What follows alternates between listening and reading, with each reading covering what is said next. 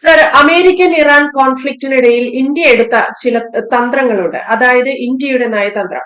അതുവഴിയാണ് Hormuz കടലിടുക്കിലൂടെ ഇന്ത്യയുടേതായ tanker കപ്പലുകൾ മുംബൈയിലേക്ക് വളരെ സുരക്ഷിതമായി എത്തിയത്. നിലവിൽ എന്റെ ചോദ്യവും അത് തന്നെയാണ്. ഇന്ത്യ ഹോർമൂസ് കടലിടുക്കിൽ ഉൾപ്പെടെ അല്ലെങ്കിൽ ഇറാൻ ഇസ്രയേൽ US കോൺഫ്ലിക്റ്റിനിടയിൽ ഇന്ത്യ എടുത്ത നയം അതെന്താണ്? നീതു, ഇത് ഇന്ത്യ എടുത്ത നയമ നമുക്ക് സംസാരിക്കാം. അതിലുപരി ആരുടെ രീതികളാണ് ശരി എന്നുള്ളതാണ് വളരെ പ്രധാനപ്പെട്ട കാര്യം. ഇന്ത്യ പറയുന്നതാണോ ശരി, ഇന്ത്യയുടെ നയതന്ത്ര രീതികളാണോ ശരി, അതോ അമേരിക്ക വിചാരിക്കും പോലെ ഈ സ്ട്രെയിറ്റ് ഓഫ് ഹോർമൂസ്, അതായത് ആ ഹോർമൂസ് കടലിടുക്ക് അമേരിക്കയ്ക്ക് പിടിച്ചെടുക്കുവാൻ സാധിക്കുമോ? ഇതാണ് നമ്മൾ ചർച്ച ചെയ്യേണ്ട പ്രധാനം. ഇതിനെന്താണ് ഒരു പരിഹാരം? ഇതിങ്ങനെ പോയാൽ എന്ത് സംഭവിക്കും? ഇതാണ് ഏറ്റവും പ്രധാനപ്പെട്ട ഒരു കാര്യം. നമുക്കറിയാം ഇതിന്റെ ഒരു പ്രസക്തി. ഞാൻ പറയും, ഇന്ത്യ നേരിട്ടൊരു യുദ്ധത്തിൽ പങ്കെടുത്തതാണ് പാകിസ്ഥാനുമായിട്ട്. പക്ഷേ അത് ഇന്ത്യൻ മാർക്കറ്റിൽ വലിയ ചലനങ്ങൾ ഉണ്ടാക്കിയില്ല. അല്ലെങ്കിൽ ഇന്ത്യയിലെ ജനങ്ങൾക്ക് വലിയ ആകാംക്ഷ, ഇന്ത്യ ഒരു യുദ്ധത്തിൽ പങ്കെടുക്കുന്നു എന്നുള്ളതിന് ഉപരി ഇന്ത്യയിൽ ഇനി നമുക്ക് ഭാവിയിൽ എന്തെങ്കിലും പ്രശ്നം ഉണ്ടാകുമോ എന്നൊരു ആശങ്ക ഒരിക്കലും അന്ന് ഇന്ത്യയിലെ ജനങ്ങളിൽ ഉണ്ടാക്കിയില്ല.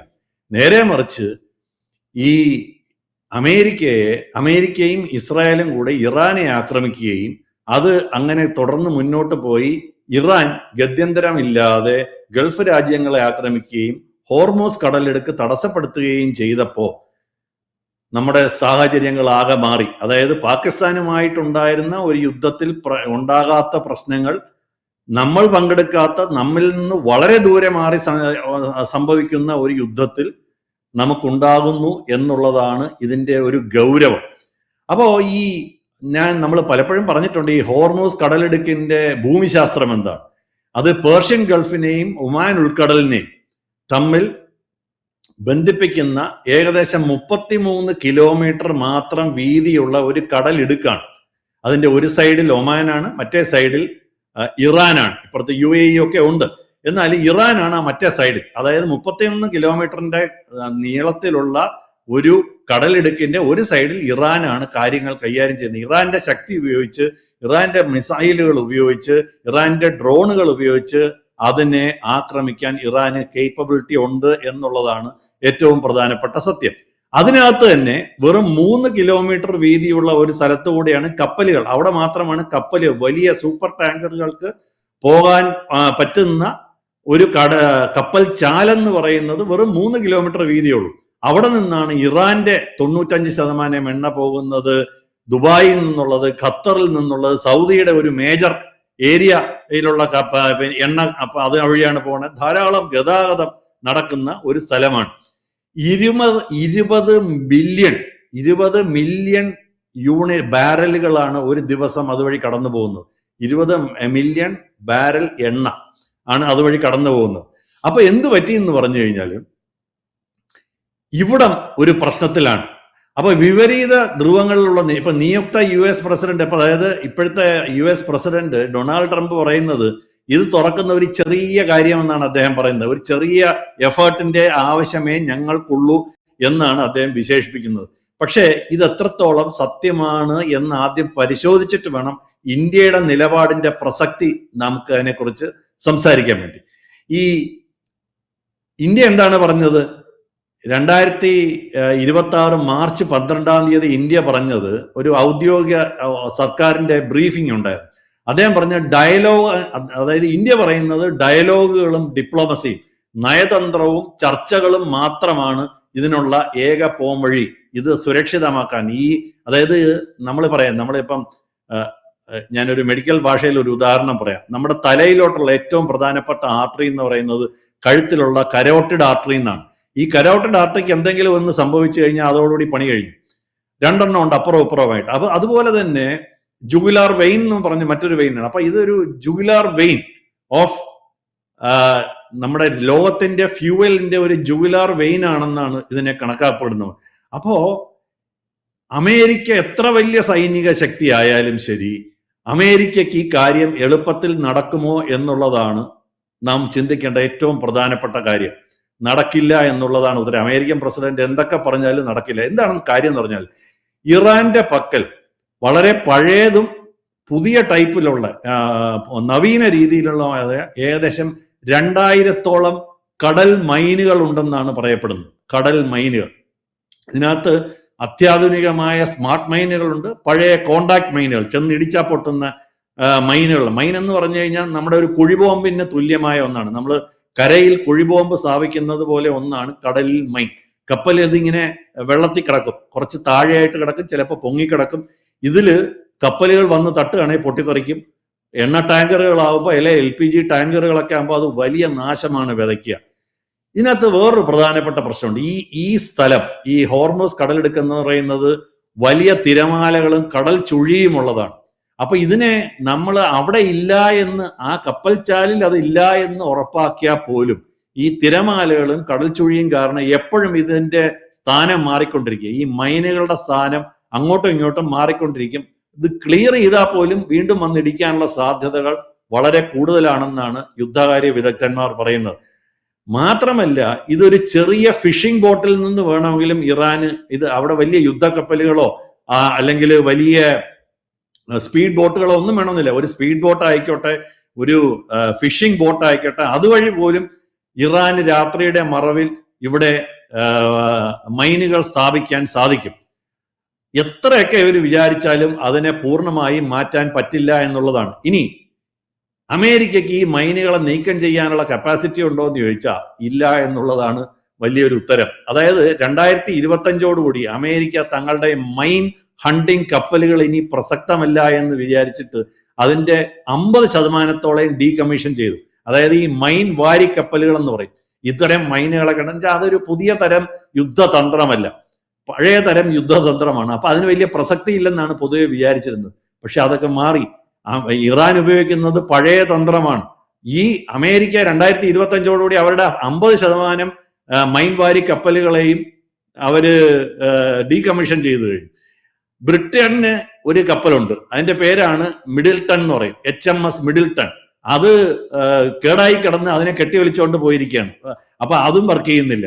ഇനി അമേരിക്കയുടെ ലിറ്ററൽ കോമ്പാറ്റ് ഷിപ്പുകൾ എന്ന് പറഞ്ഞിട്ട് കുറച്ച് കപ്പലുണ്ട് ഈ മൈനുകളെ കൈകാര്യം ചെയ്യാൻ.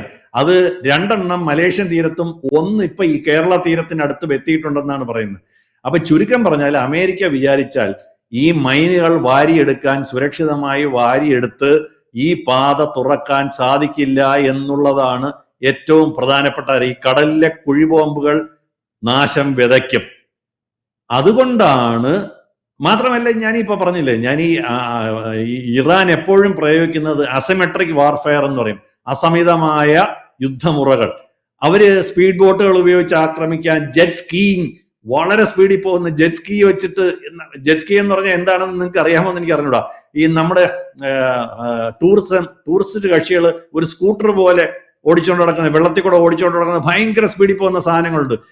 ശരിക്കും പറഞ്ഞാൽ ഒരു ചാവേറിന് അത് മതി ഒരു കപ്പലിനെ രാത്രി വന്നിട്ട് ആക്രമിക്കാൻ. അപ്പൊ ഇത് നമ്മൾ വിചാരിക്കുന്നത് പോലെ ഒരു സിമ്പിൾ സാധനമേ അല്ല. പിന്നെ മാത്രമല്ല, അവർക്ക് ഷാഹിദ് ഡ്രോണുകളുണ്ട്, പലപ്പോഴും റഡാറിൽ പോലും കിട്ടാത്തതാണ്, വളരെ താന്നു പറക്കുന്ന ഈ ഷാഹിദ് 136 ഡ്രോണുകൾ.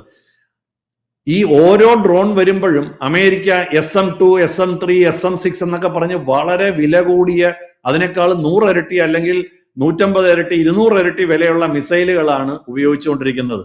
അമേരിക്കയുടെയും ഇസ്രായേലിന്റെയും പക്കലുള്ള മിസൈലുകളുടെ എണ്ണം, ഇത്തരം മിസൈലുകളുടെ എണ്ണം, ഡ്രോണുകളെ ആക്രമിക്കാനുള്ള മിസൈലുകളുടെ എണ്ണം കാര്യമായി കുറഞ്ഞു വരുന്നു എന്നും റിപ്പോർട്ടുകളുണ്ട്.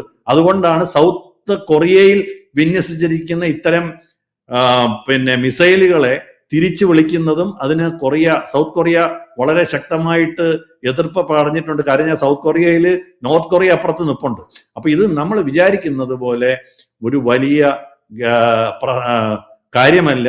നമ്മളെ സംബന്ധിച്ചോളം നമ്മുടെ ഇന്ത്യയിൽ ആകെ ക്രൂഡ് ഓയിലിന്റെ 70% ഇപ്പം, പണ്ട് 55% ഇതുവഴിയാണ് വന്നിരുന്നത്. ഇപ്പൊ അത് നമ്മൾ മാറ്റിയിട്ട് 70% വേറെ പല വഴികളിൽ കൂടിയും വരുന്നുണ്ട്. പക്ഷെ ഇപ്പോഴും നമ്മുടെ LPG സപ്ലൈയുടെ 90% അതിൽ കൂടെയാണ് വരുന്നത്. അത് മാറ്റാനുള്ള ശ്രമങ്ങളൊക്കെ നടത്തുന്നുണ്ടെങ്കിലും അത് പൂർണ്ണമായും വിജയിച്ചിട്ടില്ല. ഇന്ത്യയിലേക്ക് വരുന്ന റിഫൈനറികളുടെ 40% ഇതുവഴിയാണ് വന്നുകൊണ്ടിരുന്നത്. അതൊരു പ്രശ്നമാണ്. അപ്പൊ ചുരുക്കം പറഞ്ഞാൽ ഇത് ഇന്ത്യയിൽ വിലക്കയറ്റം ഉണ്ടാക്കും, അമേരിക്കയിൽ വിലക്കയറ്റം ഓൾറെഡി ഉണ്ടാക്കി കഴിഞ്ഞു. അമേരിക്കയിൽ അവിടുത്തെ ആളുകൾ ഞാൻ നേരത്തെ എപ്പിസോഡിൽ പറഞ്ഞതുപോലെ വലിയ വിമുഖത പറഞ്ഞിട്ടുണ്ട്. അവിടുത്തെ ജോ കെന്റ് എന്ന് പറയുന്ന അവരുടെ സീക്രട്ട് സർവേസിലെ അവരുടെ കൗണ്ടർ ടെററിസം യൂണിറ്റിന്റെ തലവൻ രാജിവെച്ചിട്ടുണ്ട്. ഇതൊരു വലിയ പ്രശ്നമായി മാറിക്കൊണ്ടിരിക്കുകയാണ്. അവിടെയാണ് ഇന്ത്യയുടെ നയതന്ത്ര മാസ്റ്റർ പ്ലാന്റെ പ്രസക്തി വരുന്നത്. അപ്പൊ നമ്മൾ പറയുന്നത് ഇത് ഒരു ബലം പ്രയോഗിച്ച്, അപ്പൊ അതായത് അമേരിക്ക, നമുക്ക് ഒരു കാര്യം മനസ്സിലാക്കണം, അമേരിക്ക പറഞ്ഞിരുന്നു നേറ്റോ രാജ്യങ്ങൾ, മറ്റ് ലോക രാജ്യങ്ങൾ, ചൈന ഉൾപ്പെടെ ഞങ്ങളുടെ ഉദ്യമത്തിൽ പങ്കുചേരുകയും ഹോർമൂസ് കടലിടുക്കിനെ സേഫ് ആക്കുന്ന ഇതിനു വേണ്ടി നിങ്ങളുടെ കപ്പലുകൾ, യുദ്ധക്കപ്പലുകൾ അയക്കണമെന്ന് പറഞ്ഞു. ആരും മൈൻഡ് ചെയ്തിട്ടില്ല.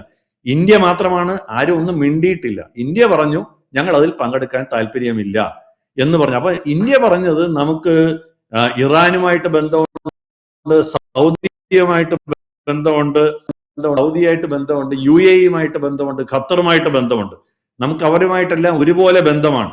നമ്മൾ ഒരു പക്ഷം ചേർന്ന് കഴിഞ്ഞാൽ മറ്റേ സൈഡിലുള്ളവരെ അത് ബുദ്ധിമുട്ടിലുണ്ടാക്കും. അതുകൊണ്ട് ഇന്ത്യ സെക്യൂരിറ്റി ഓഫ് ഷിപ്പിങ്ങിനാണ് കൂടുതൽ പ്രാധാന്യം നൽകുന്നത്. അത് ചർച്ചകളിൽ കൂടെ നടക്കണം. അത് ഹോർമൂസ് കടലിടുക്ക് എപ്പോഴും തുറന്നിരിക്കണം എന്നുള്ളത് ഇറാന് വേണ്ടി മാത്രം. ഇപ്പൊ ഇറാന്റെ എണ്ണ ഇപ്പൊ പോകുന്നുണ്ട്, ദിവസം 1 മില്യൺ ബാരൽ എണ്ണ അവിടുന്ന് ചൈന കൊണ്ടുപോകുന്നുണ്ട്. അത് ഇപ്പോഴും നടക്കുന്നുണ്ടെന്നുള്ളതാണ് മനസ്സിലാക്കേണ്ടത്. അപ്പൊ ഇതിന് ഈ ആഗോള വിപണിയിലെ എണ്ണവില സ്ഥിരമായിട്ട് നിന്നില്ലെങ്കിൽ അത് വലിയ പ്രശ്നമാണ്. അമേരിക്ക പോലും ഇറാന്റെ എണ്ണപ്പാടങ്ങൾ, ആ ദ്വീപിലുള്ള ഗാർഗ് ദ്വീപിലുള്ള എണ്ണപ്പാടങ്ങളെ ഇതുവരെ ആക്രമിച്ചിട്ടില്ല. കാരണം അവിടെ ഒരിക്കൽ പൊട്ടിക്കഴിഞ്ഞു കഴിഞ്ഞാൽ ലോകത്തിലുള്ള എണ്ണവില വളരെയധികം ഉയരുമെന്നുള്ള അപകടം അമേരിക്കയ്ക്ക് അറിയാവുന്നതുകൊണ്ടും അത് അമേരിക്കയിലെ ജനങ്ങളെ തന്നെ ബാധിക്കുമെന്നുള്ളതുകൊണ്ടാണ് അമേരിക്ക അതിന് മുതിരാത്തത്. പക്ഷേ ഇറാനെ സംബന്ധിച്ചിടത്തോളം അവര് ഗതികെട്ട ഒരു സിറ്റുവേഷൻ വരുമ്പം ഹോർമൂസ് കടലിടുക്ക് ആക്രമിക്കും എന്നവർ ഓൾറെഡി പറഞ്ഞിട്ടുണ്ട്. അതിനുള്ള കേപ്പബിലിറ്റി അവർക്കുണ്ട്. അമേരിക്ക എന്തൊക്കെ പറഞ്ഞാലും ശരി, അത് ഇപ്പോഴും അതിനുള്ള കേപ്പബിലിറ്റി ഉണ്ട്. ഇനി നമ്മൾ കേരളത്തിന്റെ കാര്യം വെച്ച് നോക്കുകയാണെങ്കിൽ, അപ്പൊ ചുരുക്കം പറഞ്ഞാൽ ഇന്ത്യയുടെ നയം മാത്രമേ വർക്ക് ചെയ്യുള്ളൂ എന്നുള്ളത് ആണ് ഇന്ത്യ പറയുന്നത്, ബുദ്ധിയുള്ളവരെല്ലാം പറയുന്നത്. അതായത് നിങ്ങൾ ബാക്കി എന്തും ചെയ്തോ, പക്ഷെ ഈ ഹോർമൂസ് കടലിടുക്കിൽ തൊട്ട് കളിക്കരുത്. അവിടെ കൂടെയുള്ള എണ്ണ ഗതാഗതം, LPG ഗതാഗതം, അത് മാത്രമല്ല നമ്മുടെ ഈ അവിടെ കൂടെ വരുന്നതാണ് വളത്തിന് വേണ്ട അസംസ്കൃത സാധനങ്ങൾ, പ്ലാസ്റ്റിക്കിനുള്ള അസംസ്കൃത സാധനം. ഓൾറെഡി തന്നെ കേരളത്തിലേക്ക് പ്ലാസ്റ്റിക്കിന്റെ അസംസ്കൃത വസ്തുവിന്റെ വില വല്ലാണ്ട് കൂടിക്കഴിഞ്ഞു. ഇത് നമ്മുടെ സാധനങ്ങളെ ബാധിക്കും, പാക്കേജിങ്ങിനെ ബാധിക്കും, ബോട്ടിലുകൾ ഉണ്ടാക്കുന്നതിനെ ബാധിക്കും. എന്ന് വെച്ചാൽ എന്റെ അടുത്ത സുഹൃത്ത് ഒരു പ്ലാസ്റ്റിക് ബോട്ടിൽ, വലിയ കമ്പനികൾക്ക് വേണ്ടി പ്ലാസ്റ്റിക് ബോട്ടിൽ ഉണ്ടാക്കി കൊടുക്കുന്ന ആളാണ്. അപ്പൊ അദ്ദേഹം പറഞ്ഞു വെച്ചാൽ ഇതിന്റെ വിലയൊക്കെ വല്ലാണ്ട് കൂടിയിട്ടുണ്ട്. ഇതൊന്നും നമ്മൾ സാധാരണഗതി ചർച്ച ചെയ്യുന്ന കാര്യമല്ല. അപ്പോ ഇത് കേരളത്തിന് മറ്റൊരു വേറെയുണ്ട്. ഇപ്പൊ നമുക്ക് ഗൾഫ് നാടുകളിൽ ഒരു അനിശ്ചിതാവസ്ഥയുണ്ട്, നമ്മുടെ വരുമാനത്തെ ബാധിക്കും. അത് മാത്രമല്ല ഈ ഫ്ലൈറ്റിന്റെ, അതായത് ഏവിയേഷൻ ഫ്യൂവലിന്റെ വില വല്ലാണ്ട് കൂടിക്കഴിഞ്ഞു. ഈ നമ്മുടെ ഗൾഫിലോട്ടുള്ള യാത്ര പറ്റിയാൽ തന്നെ അതിനുള്ള ഫ്ലൈറ്റ് ചാർജ് വല്ലാണ്ട് ബാധിക്കും. നമ്മുടെ ആളുകൾ ചിലപ്പോൾ അവിടെ നിന്ന് ജോലി നഷ്ടപ്പെട്ട് വരേണ്ട ഒരു സാഹചര്യം ഉണ്ടാവും. അപ്പൊ ഇത് നമുക്ക് മാത്രമല്ല അമേരിക്കയ്ക്കും ലോകത്താകമാനം ഇത് പ്രശ്നമാണ്. ഏഷ്യൻ രാജ്യങ്ങൾക്ക് വേണ്ട എണ്ണയുടെ 60% ഈ ഹോർമൂസ് കടലിടുക്ക് വരെയാണ്. അപ്പൊ അത് ചൈനയെ ബാധിക്കും, ജപ്പാനെ ബാധിക്കും, മലേഷ്യ, സിംഗപ്പൂർ, ഇവരെയൊക്കെ ബാധിക്കുന്ന ഒരു കാര്യമാണ്. അതുകൊണ്ട് ചർച്ചകൾ നടക്കണമെന്നുള്ള ഇന്ത്യയുടെ വാദത്തിന് ഒരു പക്ഷവും ചേരാതെ ചർച്ചകൾ നടക്കണം. ഒരു പക്ഷേ ഇനി അങ്ങോട്ട് ഇന്ത്യ ആയിരിക്കും ആ ചർച്ചകൾക്ക് മധ്യസ്ഥത വഹിക്കാൻ സാധ്യത. കാരണം എല്ലാ സഖ്യവും ഒരുപോലെ, രണ്ട് സൈഡിലുള്ളവരും ഒരുപോലെ വിശ്വസിക്കുന്ന, ന്യൂട്രലായിട്ട് നിൽക്കുന്ന ഒരു രാജ്യം ഇപ്പൊ ഇന്ത്യ മാത്രമേ ഉള്ളൂ. ബാക്കി എല്ലാവരെല്ലാം ഒരു സൈഡ് അല്ലെങ്കിൽ മറ്റൊരു സൈഡ് പിടിച്ചു കഴിഞ്ഞു. അപ്പോ ഇന്ത്യയുടെ നയതന്ത്ര ബന്ധങ്ങളിലാണ് പ്രസക്തി. യുദ്ധം ഇതിനൊരു പരിഹാരമല്ല. ഹോർമൂസ് കടലിടുക്കിനെ യുദ്ധത്തിൽ നിന്ന് മോചിപ്പിക്കണം എന്ന് ഇന്ത്യ പറയുന്നു. അതിന് വളരെ ശക്തമായ ലോക പിന്തുണ ഉണ്ടായിക്കൊണ്ടിരിക്കുകയാണ്. അപ്പൊ ഇതാണ് നീതു. അമേരിക്കയുടെ അഗ്രഷൻ കൊണ്ടോ അമേരിക്കയുടെ യുദ്ധം തന്ത്രങ്ങൾ കൊണ്ടോ ഹോർമൂസ് കടലിടുക്ക് തുറക്കപ്പെടുമെന്ന് ആരും കരുതുന്നില്ല. അമേരിക്ക ഇങ്ങനെ പറഞ്ഞുകൊണ്ടിരിക്കുന്നെന്ന് മാത്രമേ ഉള്ളൂ. അപ്പൊ ഇതൊരു വലിയ പ്രസക്തമായ കാര്യമാണ്. ഇന്ത്യക്ക് വലിയ ജനസമ്മതി ഉണ്ടായിക്കൊണ്ടിരിക്കുന്ന ഒരു സമയമാണ്. യെസ്, അതാണ് അമേരിക്കയും ഇസ്രയേലും ഒക്കെ ഞെട്ടിപ്പോയതും അവിടെയാണ്. ഇന്ത്യ അതിതന്ത്രമായി ഇന്ത്യയുടെ നയതന്ത്രം ഇന്ത്യ പ്രയോഗിച്ചു. ഹോർമസ് വഴി ഇന്ത്യക്ക് എന്താണോ നേടിയെടുക്കാനുള്ളത്, അല്ലെങ്കിൽ അത് വളരെ തന്ത്രപരമായി ഇന്ത്യ നേടിയെടുത്തു എന്നത് തന്നെയാണ്. അവിടെ മറ്റേതെങ്കിലും രീതിയിൽ ആക്രമണങ്ങൾക്കോ അല്ലെങ്കിൽ ആരുടെയെങ്കിലും ഭാഗം പിടിക്കാനോ ഇന്ത്യ നിന്നില്ല എന്നാണ്. അത് തന്നെയാണ് ഇന്ത്യയുടെ ഏറ്റവും വലിയ നയതന്ത്ര വിജയം എന്നാണ് മറ്റ് ലോക രാജ്യങ്ങളും പുകഴ്ത്തുന്നത്. എന്തായാലും വ്യക്തമാണ്. Thank you sir. കൂടുതൽ വാർത്തകളും വിശേഷങ്ങളും നിങ്ങളിലേക്ക് എത്താൻ ABC മലയാളം സബ്സ്ക്രൈബ് ചെയ്യുക, ബെൽബട്ടനും അമർത്തുക.